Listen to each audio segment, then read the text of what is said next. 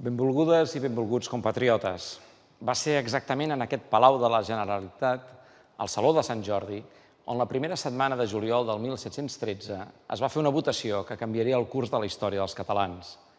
Davant de la gravíssima situació que vivia el Principat per la imminent arribada a Barcelona de les tropes borbòniques i el començament del setge contra la ciutat, es va convocar la Junta de Braços, que substituïa les Corts catalanes quan no es podien reunir. Calia prendre una decisió vital.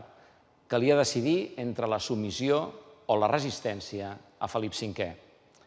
Avui, gràcies als nostres historiadors, sabem perfectament com van anar les intervencions, fins a la votació del braç reial, que representava les viles i ciutats. Per 78 vots contra 45 es va optar per resistir. Va ser obra veritablement del poble, va afirmar contemporàniament Ferran Soldevila, i certament el resultat del braç de les viles i ciutats va fer decantar la balança de tota la resta. La sort de Catalunya estava decidida. Es defensaria fins a les últimes conseqüències un dels sistemes constitucionals i parlamentaris més antics d'Europa, el català, que aquell 1713 ja comptava 5 segles. La decisió no l'havia pres cap rei, sinó els representants dels catalans. Aquella votació de fa 300 anys va ser segurament un dels actes de sobirania plena més importants que ha fet el nostre país en l'època moderna. I els catalans de 1714 van defensar-lo fidelment fins al darrer instant del combat de l'11 de setembre, més d'un any després. El seu exemple perdura en la nostra memòria, com ho fan sempre en la història dels pobles aquells que han brandat la bandera de la llibertat per damunt de l'interès particular. Demà és la Diada Nacional de Catalunya, i com fa 300 anys, som en una nova cruïlla històrica pel nostre país.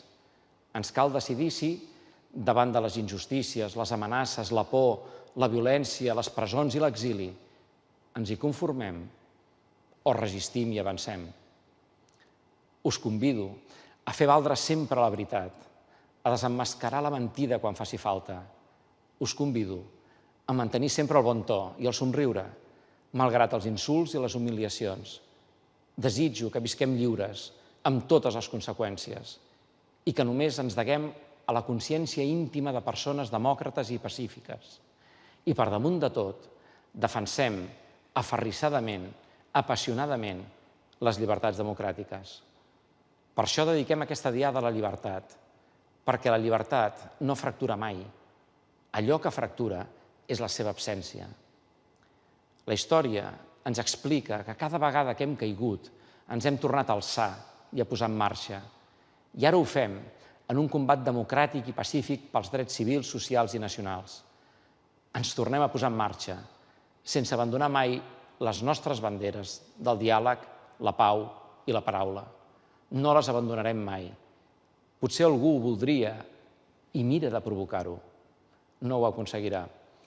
La paraula i el vot són les nostres úniques eines, són els nostres baluards. Totes les catalanes i tots els catalans hem de trobar-nos en la defensa de la democràcia i la llibertat, perquè són l'únic terreny fèrtil sobre el qual pot créixer el benestar, la justícia, el progrés, la qualitat de vida i la igualtat d'oportunitats. Ens ho mereixem tots. S'ho mereixien els nostres pares i s'ho mereixen els nostres fills. Aquest és el pacte de la convivència, perquè conviure és viure els uns amb els altres i no pas els uns sota els altres. Ja ho sabeu, el nostre govern s'ha compromès a fer efectiva la república, una república compartida que ha de ser de tots els catalans. Ho farem per tots els presos polítics i exiliats i per tots aquells que són perseguits per defensar la llibertat de Catalunya i per haver donat la paraula al poble en el referèndum d'autodeterminació del 1 d'octubre. Aquest és un poble que se sent i es vol lliure, que ha decidit ser sobirà del seu destí.